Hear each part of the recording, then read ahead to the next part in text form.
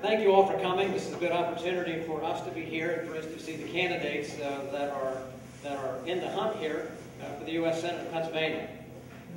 The question I think that was posed was, from our perspective, why do we believe individually that we are, or I, in this case, I am the better candidate or the best candidate to go forward and to face Bob Casey in the fall?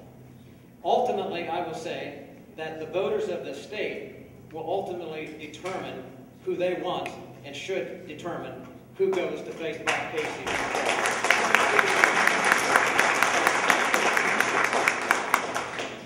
When I look, though, at what we're standing here right now, I would say, in my case, the reason that I believe that I am in the better position to move forward against Bob Casey and then through the primary is because of experience and background.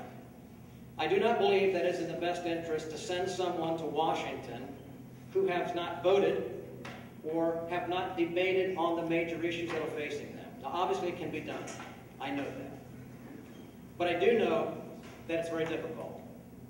For me, I've spent 15 years in business, creating jobs, 2 years in radio, 13 years in Director of Marketing for Draco Children's Products right up the road.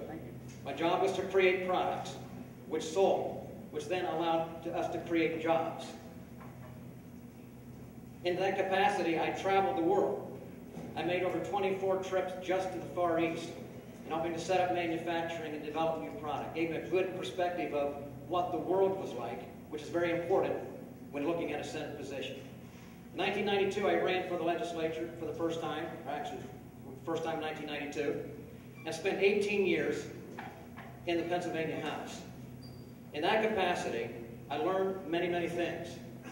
One, I learned what it meant to actually support and defend the Constitution. Because I put my hand up and took an oath 9 different times. I know what it means to stand up and sometimes be the only one on the floor to make a no vote when everyone else was voting the opposite way. Because I did not believe, in some cases, that what was being passed was in fact constitutional. In the House, I fought for the issues of parental rights and education. I was able to write the legislation that's now in place for school choice. I was the only one in the House and the Senate that wrote complete alternative budgets, state budgets, that spent less and spent better. And sometimes they even ran against our own Republican governors who wanted to spend more. I fought for the issues of 10th Amendment. I have fought for the protection of the Second Amendment rights. On all of these issues, on issues of life, I have fought for life issues. I have voted against any effort to fund Planned Parenthood or any other effort that would take life. And I will do that if I go to Washington.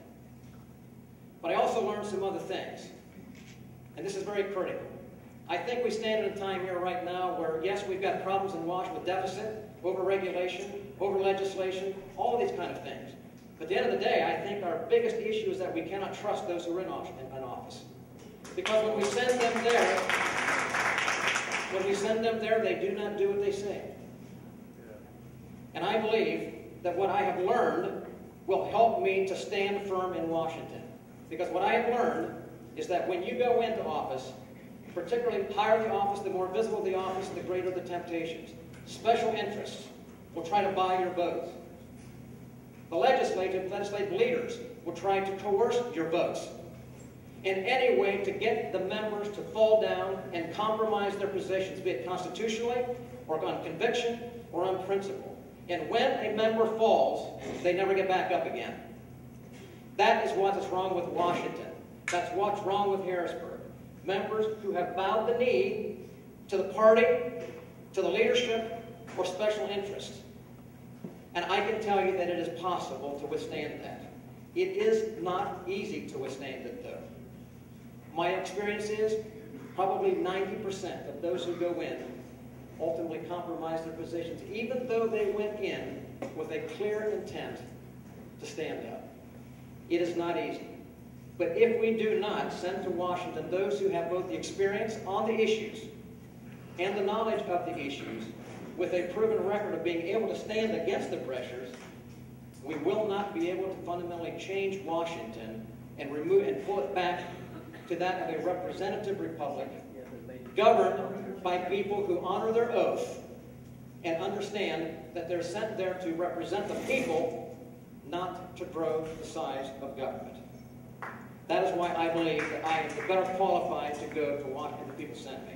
Now, how does that translate to winning and fall against I don't know what the time is. You're watching it, Mark. Okay, 1 minute. Well, you told me 8 minutes. I think in the fall that we're going to see that the best offense against Bob Casey is to face him on the issues. And you face him issues versus issues. Bob Casey now has a voting record. He went into office saying he was pro-life. His votes have said he's not. He went into office saying he supports the Second Amendment. His votes indicate he's not. He went into office saying he was going to grow jobs. Instead, he's grown the federal government and voted with Obama. There's a problem. His votes now define him.